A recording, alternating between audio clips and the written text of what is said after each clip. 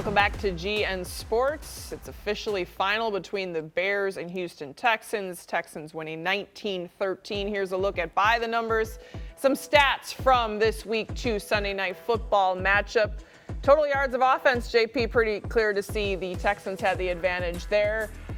Sacks, 7 sacks on Caleb Williams tonight, 11 quarterback hits. He went 23 of 36 with 2 picks for 174 yards. And there are a lot of things to discuss, JP. Let's start with the big one.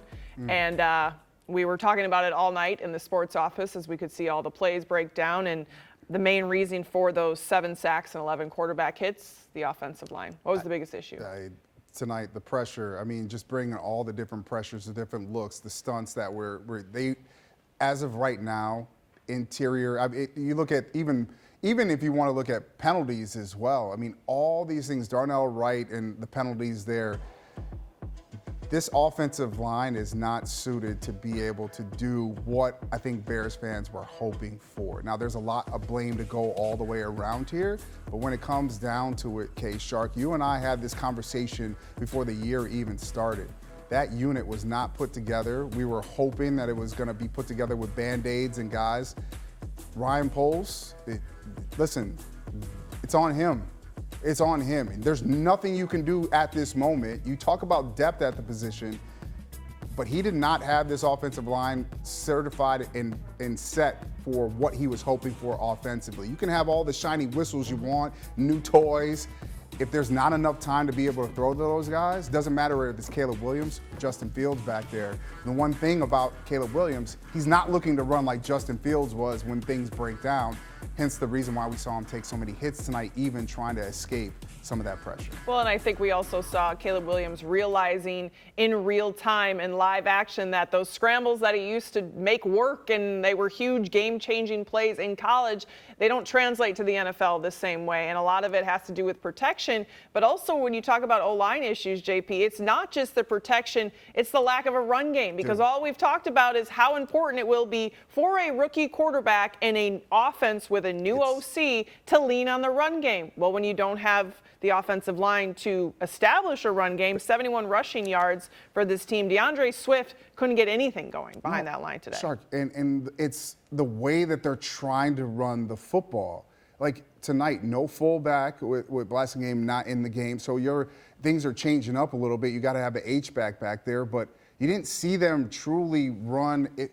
My issue is when you're having issues with the offensive line and pressure, if you can't stay on blocks, try to get guys moving to the side, give your running back an opportunity to be able to, find a hole and a crease to get through. When you're running out of the shotgun all the time and Caleb is not keeping the ball and taking it, it messes up the whole entire rhythm of what you're trying to do on the offensive side of the ball when it comes to running the football. And so what we saw with some of the boot actions in the preseason, like I thought that was going to be a part of it. We're not seeing that right now. And so Shane Waldron has a lot on his plate to try to get fixed, looking for those pairings that he's been looking for.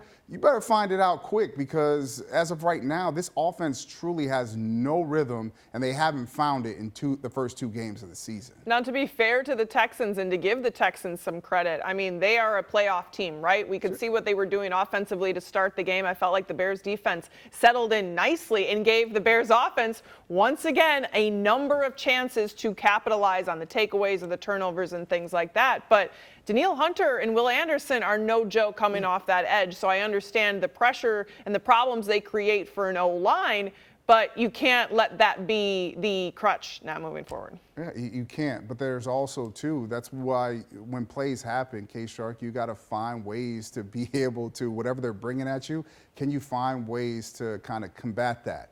And that's what we're not seeing. And so I'm just being honest here, I've always had my question marks about what Shane Waldron was going to be able to do with this offense.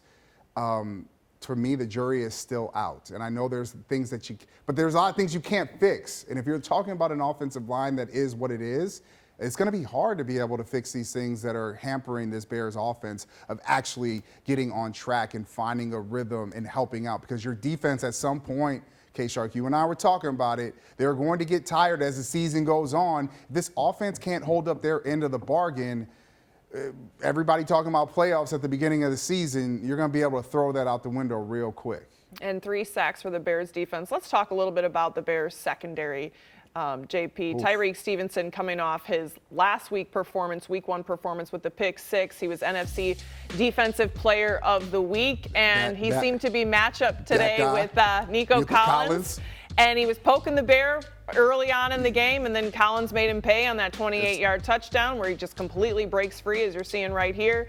It's still a learning curve with Tyreek Stevenson. He's in year 2. He said there's no drop-off. He makes some great plays, but he still had those hands-in-the-face penalties. Situations like that where, I mean, and when you have the other side of the field with a lockdown all-pro corner in Jalen Johnson, this is what happens for Tyreek Stevenson. And exactly, we think about this secondary and the issues, but we talked about coming into the season, Bears fans did, about all the weapons that the Bears have at the disposal for Caleb Williams. But when you look at what Houston has, they got some dogs over there, Shark. Like dogs over there making plays. Nico Collins tonight was doing his thing. It's hard to have big body receivers like himself and then get into that space, get behind the defense, and be able to take advantage of some of those throws. When you have a signal caller like C.J. Stroud back there, he's going to find ways to be able to dice you up a little bit and make those plays. And I think that's the hard part, is when you're struggling up front to be able to get that pressure. We know those sacks came a little bit later in the game,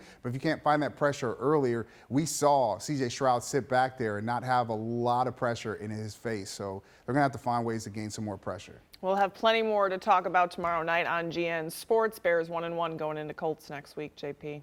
It's a wrap for us. Hey, always. Hey, have a good night. Be great. This was GN Sports. Good night, Kate Shark. Good night, JP. See you tomorrow. See you tomorrow night.